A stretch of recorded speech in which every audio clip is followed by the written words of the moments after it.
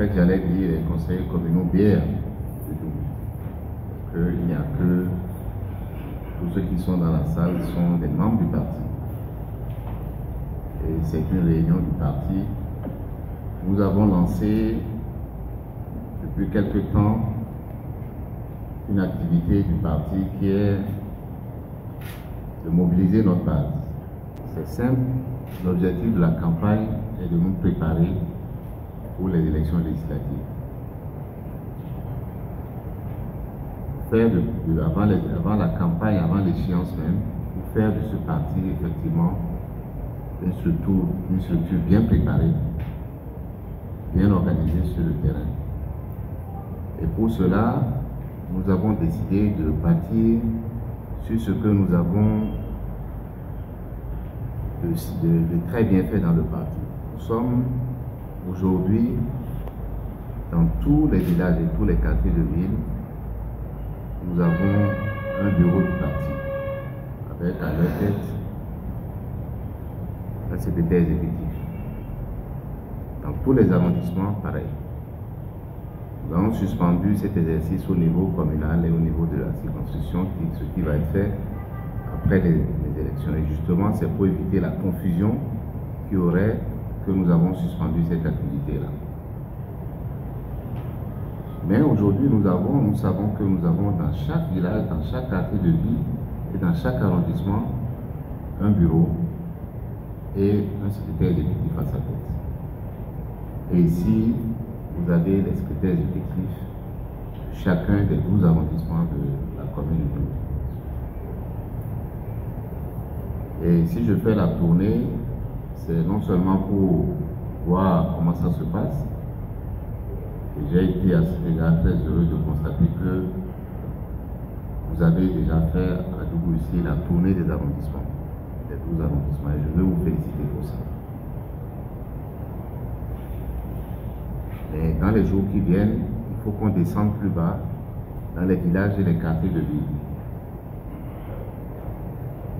C'est poursuivre l'avancement de cette campagne de propagande que je fais le tour des 24 circonscriptions pour voir comment ça se passe. Notre parti est ce qu'il est et je veux rappeler comment nous avons évolué depuis 2018.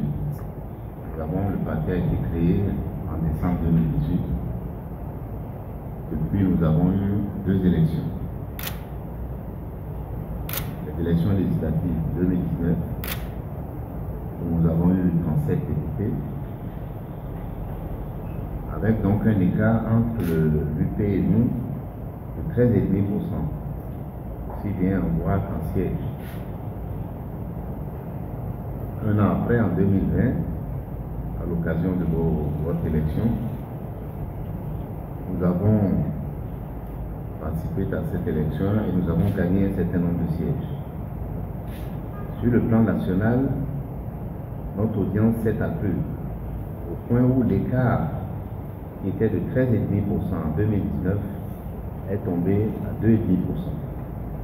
Aussi bien en siège qu'en voix, l'écart entre l'UP sur l'élection communale était de 2,5%. Alors même que le FCBE, qui a gagné des voix et des sièges, les a gagnés dans des territoires qui appartiennent au BR. C'est-à-dire que s'il n'y avait eu que l'UP et le BR, probablement qu'on serait devant. J'aime les chiffres et je veux partager ces chiffres avec vous pour que vous ayez une conscience de ce que le BR et de notre potentiel. Depuis, le parti a évolué, nous avons eu beaucoup d'adhésions. Bien sûr, quelques-uns sont partis de nos rangs. Mais nous avons eu, en termes d'adhésion, près de 10 fois plus que ce que nous avons perdu. Et en décembre, janvier 2021, décembre 2020, janvier 2021, quand nous avons fait l'exercice de mise en place des structures décentralisées, qui s'est accompagné d'inscriptions sur les listes comme adhérents, nous avons enregistré des centaines de milliers d'adhérents. Bien sûr, je ne prends pas ces chiffres-là comme des chiffres comptants, parce que nous avons à ces occasions-là, nous savons qu'il y a des adhésions fantaisistes. Mais malgré ces adhésions fantaisistes, il est clair qu'il y a un engouement autour du Bloc républicain. Et je veux à cet égard vous présenter quelqu'un dans la salle ici, qui est désormais un militant du parti, et qui lui aussi a adhéré dans cette même dynamique au Bloc républicain. C'est notre ami Bertin Corby qui est là.